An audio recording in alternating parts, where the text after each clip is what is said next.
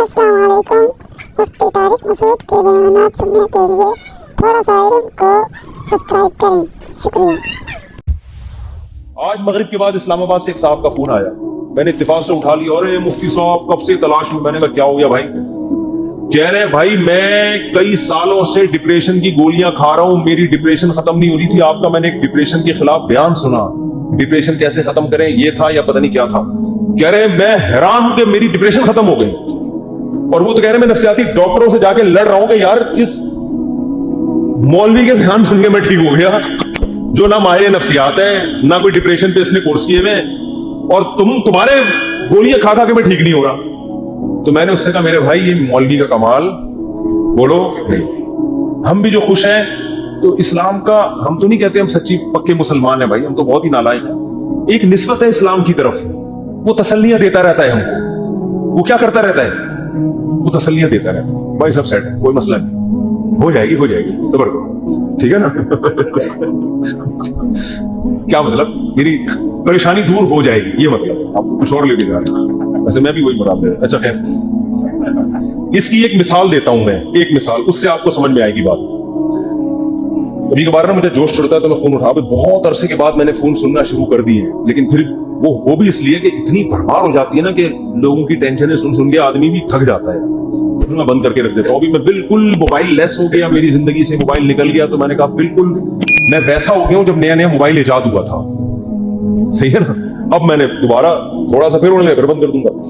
तो मैंने फोन सुना तो किसी ने मुझे कॉल करके बताया, एक खातून ने कहा कि मेरे एक बच्चे बीमार पैदा हुआ मासूम, दूसरा भी अब मुझे दोबारा विलादत होने वाली है। मैं इतनी टेंशन में हूं कि तीसरा मासूम बच्चा पैदा हो, और टेंशन से मेरी हालत ऐसी हो गई, मैं गोलियां खा रही हूँ, यूं कर रही हूँ, और मैं जनाब वजीफे पढ़ रही हूँ। और फिर मुझे कहने लगी, मैंने रात को इतना लंबा वजीफा पढ़ के जब मैं सोई तो मुझे ख्वाब आया। मैंने कहा मैंने बहुत सुन ली, अब आप खामोश हो जाए। वो कहने लगी मैं रात को सोई, मैंने ये वाला वजीफा है, मुझे एक आमिल ने बताया, बुजुर्ग ने बताया ये हुआ हुआ है, तो मैंने ये वाला वजीफा, मैं ख्वाब। तो जैसे ही ख्वाब पे पहुंची मैंने कहा स्टॉप। मैंने कहा मुझे ख्वाब ना सुनाए, आप ख्वाबों की दुनिया से बाहर निकलो।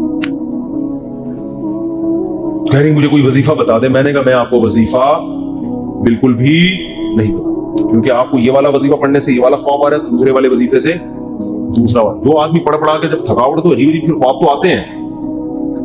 मैंने कहा मोहतरमा आपका इलाज सिर्फ एक चीज में, आपने ये क्यों फर्ज कर लिया कि मासूम बच्चा मुझे किसी कीमत पे नहीं चाहिए? ये सोच गलत है, आप खुदा से लड़ रही हो। समझ में आ रही है बात? इस दुनिया में आपकी मर्जी बोलो नहीं, इसमें खुदा की चले। खुदा की मर्जी पे राजी हो जाओ, दुआ मांगो, कोई वजीफे नहीं पढ़ो, दिमाग खराब, ख्वाब आ रहे हैं तो छोड़ दो इनको।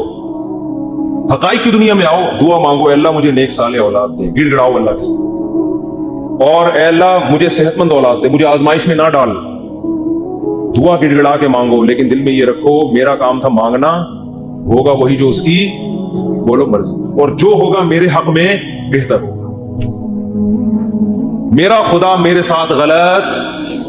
मैंने कहा ये जहनी तौर पर तैयार हो जाओ कि तीसरा भी मासूर हो सकता है। ये क्या, मेरी तो जिंदगी ऐसी। मैंने कहा भाई ये जिंदगी के लिए हम पैदा ही नहीं हुए हैं। असल हमारी क्या है? वो इन्ना दार अल आखिरत लही अल हयावान, कुरान कह रहा है असल आखिरत है। ये दुनिया तो मुसाफिर खाना है। वो लांडी जा रहे हो, लटक के सफर कर रहे हो, जगह नहीं मिल रही, फोन कर रहा है, W11 में लटक के जा रहा है ना। W11 लांडी जाती है, कहां जा रही है आजकल? टावर तो जाती है, उससे आगे नहीं जा रही। क्या फायदा W11 है? ऐसा नबाज से आप W11 में बैठे, जगह नहीं मिली, लटक के जा रहे हैं आप। गानों की आवाज आपको खिड़की से होती हुई आ रही है।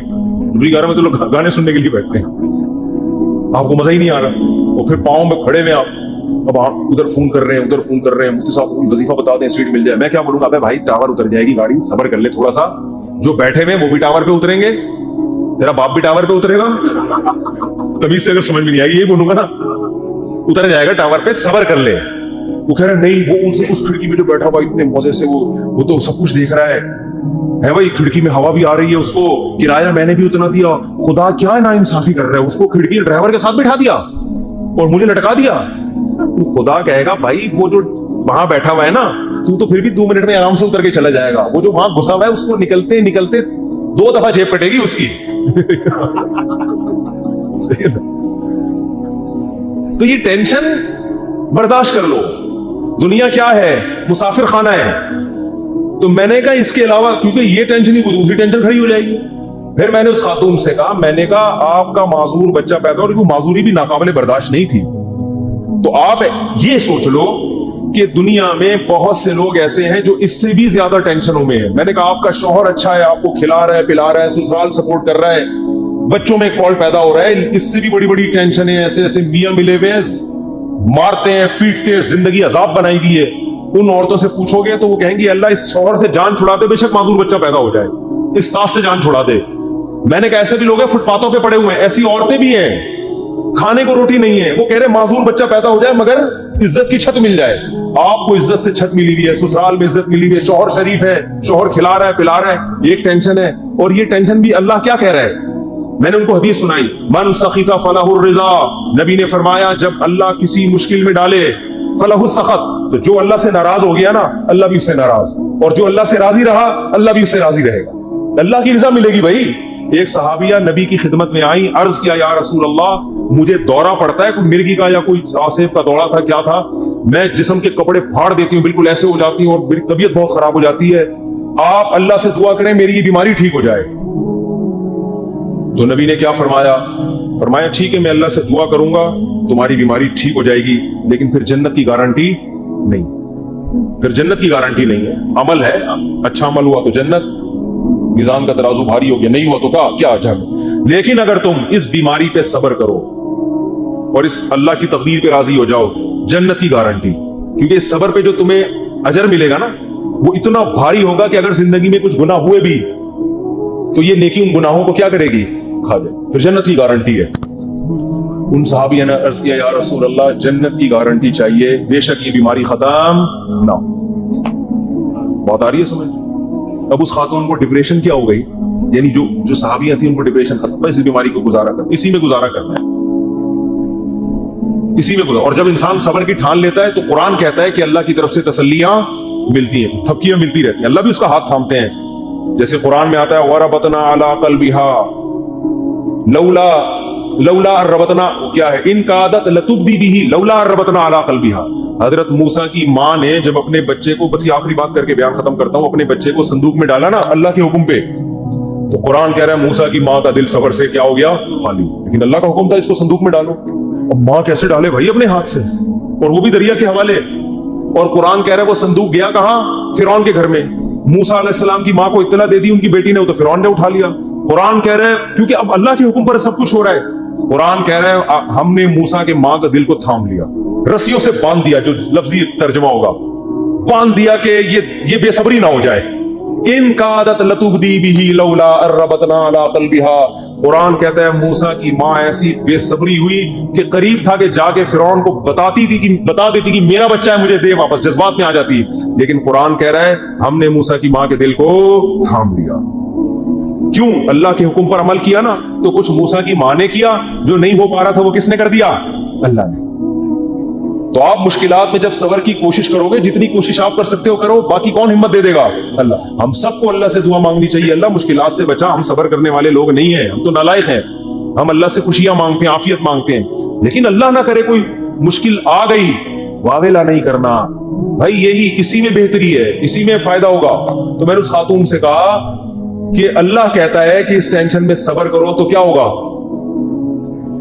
अल्लाह राजी हो जाए, इसका बहुत अजर देगा। मैंने कहा आप कल बूढ़ी हो के आपने मर जाना है, अगर आपके 3 बच्चे बिल्कुल सेहतमंद पैदा होते हैं भाई, तो क्या मरने के बाद ही कब्र में साथ जाएंगे?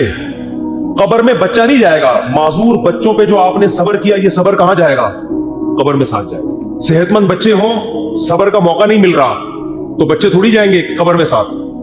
लेकिन माजूर बच्चे हो, आपने सब्र किया, तो वो सब्र कब्र में आपके साथ जाएगा। तो फिर उन्होंने एक और सवाल किया जो मैं आप लोगों को बताना चाहता हूं।